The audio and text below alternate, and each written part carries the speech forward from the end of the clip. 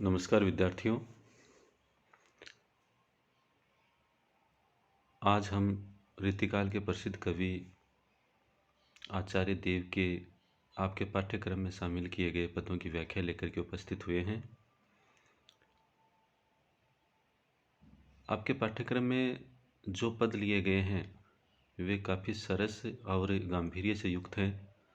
इन्हीं पदों की व्याख्या आज यहाँ करने का प्रयास अपन के द्वारा किया जाएगा। पहला पद है जिसका वाचन किया जा रहा है। जाके न काम न क्रोध विरोध, लोभ छुवे नहीं क्षोभ की छाहों। मोह न जाहि रहे जग बाहिर, मोल जवाहिरता अति चाहों। बानी पुनीत ज्यों देव धुनि रस, आरद सारद के गुण गाहों। शील शशि सविता छविता, कविता ही रचे कवि ताहि सराहो। जाके जिसके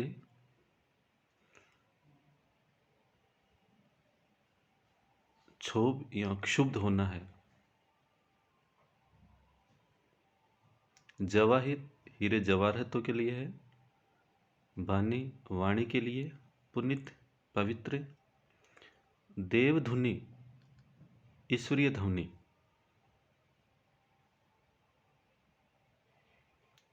शील शशि चंद्रमा के समान चरित्रवान। सराहो सराहना की जाए।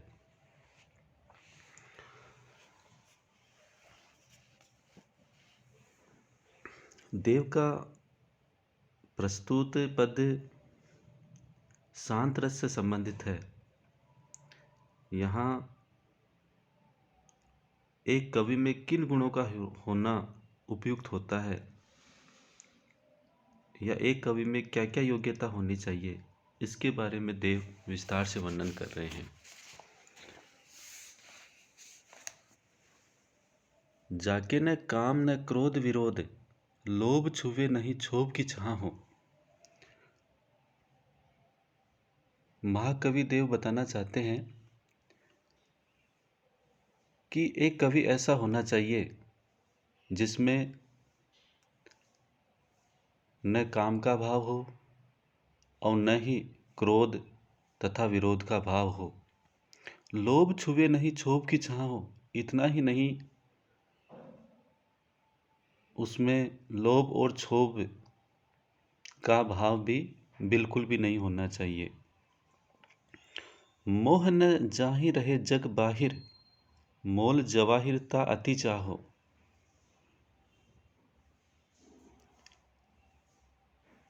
मोह माया से भी ग्रसित नहीं हो,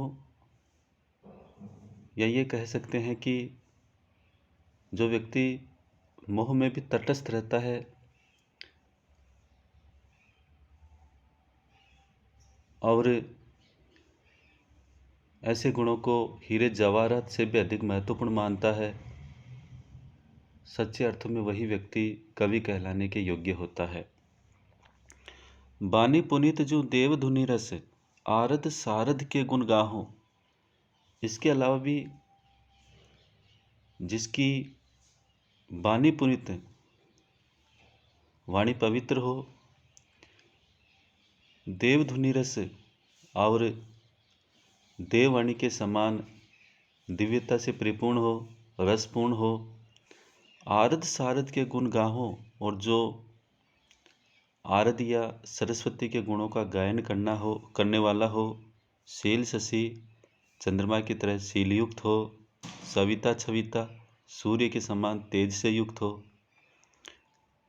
ऐसा व्यक्ति ही एक सच्चे अर्थों में कवि हो सकता है और उसके द्वारा रचे गए काव्य को या कविता को संपूर्ण संसार में प्रशंसा प्राप्त होती है।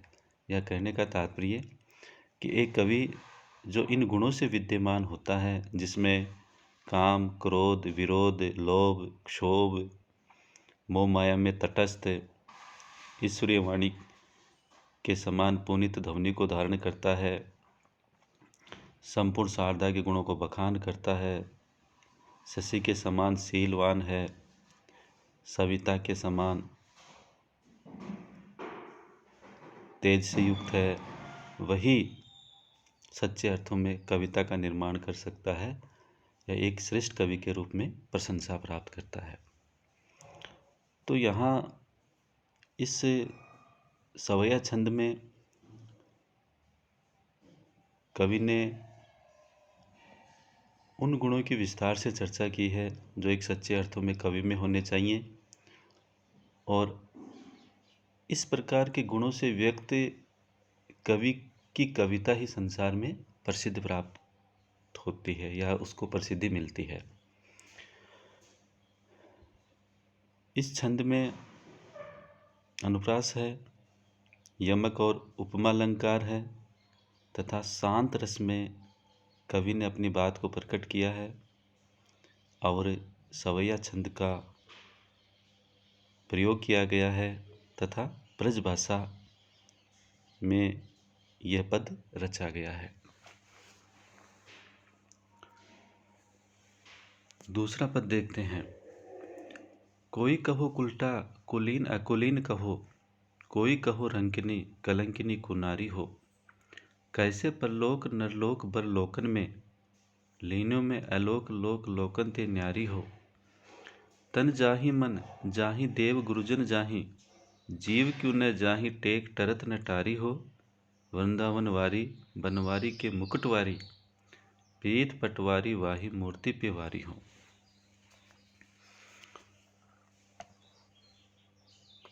को कोई, कुल्टा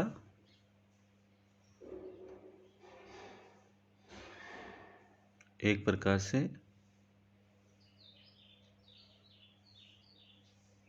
कुली जो बुरी औरत हो, अपवित्र भी कह सकते हैं, कुलीन बिना कुल की, अधम कुल की,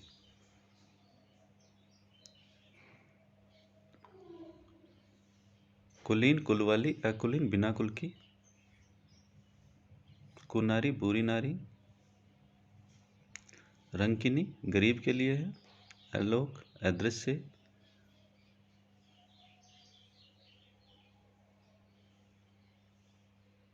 टेक मन में ठान ली है, जिद कर ली है, मुकुटवारी मुकुट को धारण करने वाला, वृंदावनवारी वृंदावन में विहार करने वाला बनवारी श्री कृष्ण के लिए है, पीत पटवारी पीताम्बर को धारण करने वाला, मूर्ति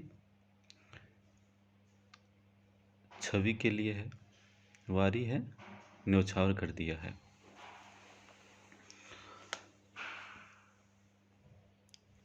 देव के द्वारा प्रस्तुत पद्य पूर्व राग वर्णन से संबंधित है। यहाँ कोई गोपिका या राधा श्री कृष्ण के प्रति पूर्णतः समर्पित है और अपनी जो अनन्य भाव की भक्ति भावना है या जो प्रीति है उसको प्रस्तुत करती हुई कवि देव के शब्दों में कहती है, कोई कहो कुल्टा कुलीन अकुलीन कहो, कोई कहो रंकिनी कलंकिनी कुनारी हो।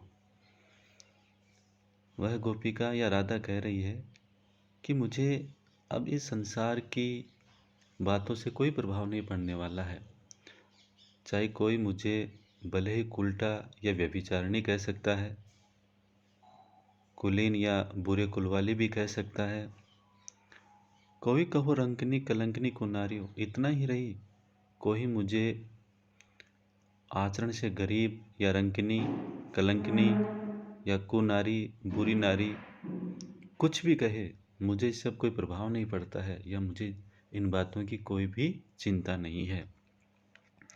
कैसे परलोक नरलोक बरलोकन में, लीनों में अलोक लोक लोकन ते न्यारी हो।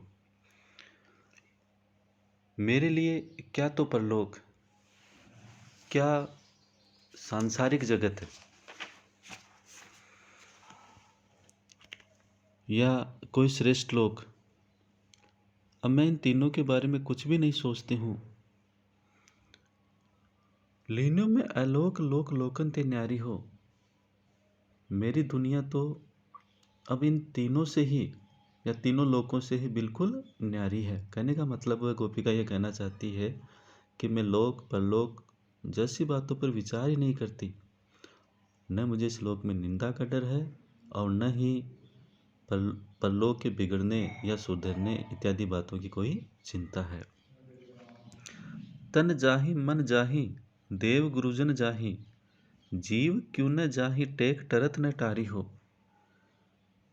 भले ही मेरा शरीर बर्बाद हो जाए, मन बर्बाद हो जाए, देवता गुरु अर्थात बड़े बुजुर्ग इत्यादि लोग हैं वो भी मुझसे नाराज हो जाए,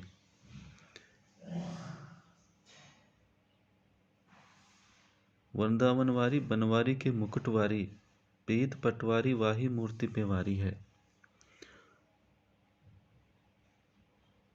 मेरे प्राण भले ही चले जाएं, किंतु मैंने तो मन में यही ठान लिया है, और जो ठान लिया मैं उसको अब नहीं छोड़ सकती हूँ। मैं तो वृंदावन बिहारी बनवारी मुकुट धारण करने वाले तथा पीले वस्त्र धारण करने वाले कृष्ण की मूर्ति के प्रति समर्पित हूँ। अपने सर्वस्व को उसी पे न्यौछावर करती हूँ।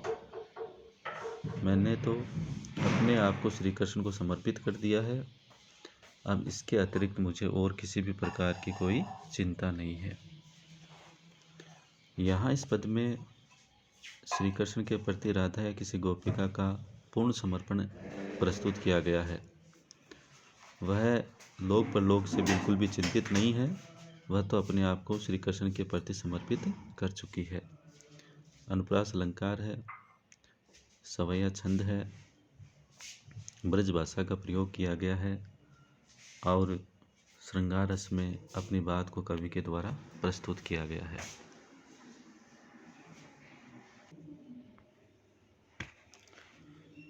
धन्यवाद साथियों। आशा करता हूँ यह आपको वीडियो अवश्य पसंद आएगा।